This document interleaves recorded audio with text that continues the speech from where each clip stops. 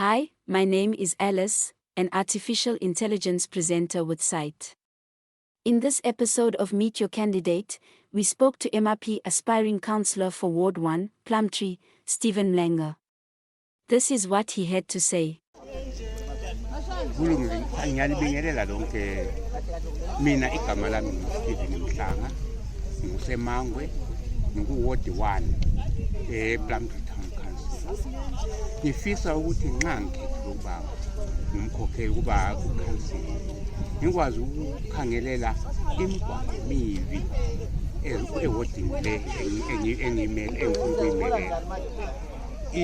Amanzi asithole bese sikhangela labantwana lezintandane ezikhona lapho kufuze ukuthi sizinakekele sizifukamele sikhangele labadala bangasasebenzi kodwa bahlezi lapha emadolobheni sibanakekele abala imali yokuthi bakwazi ukuzibhadalela amageti.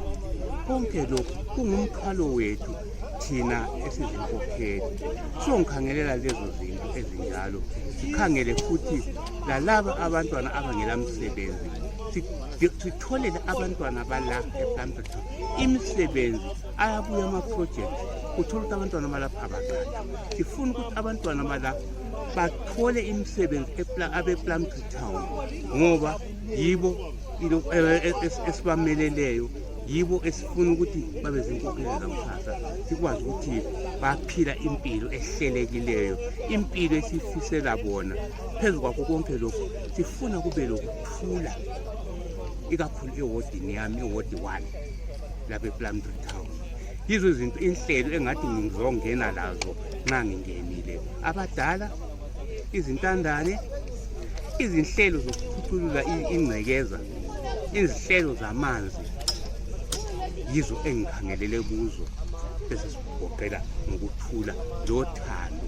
Asiyenzeli iphathi yabo MRP, Mthwakazi Republic Party. Senzela wonke umuntu ohlala ePlumtree Town, ohlala ewardini le engikuyo iward 1. Ngiyacela lonke balandeli be-MRP lingabi le violence, kungabi khona oshaya omunye, kungabi khona ozonda omunye. Ipolitics siyayisebenzisa ukuthi singconozise indawo yethu. Asisebenzise ukuthi sishayane, silwisane, sizondane. Sifisa ukuthi sibe munye kodwa sibe lembono etshiyeneyo, sihlanganise sibumbe umuzi omuhle ePlumtree Town. Sight is an online platform that promotes fairness and balanced reporting.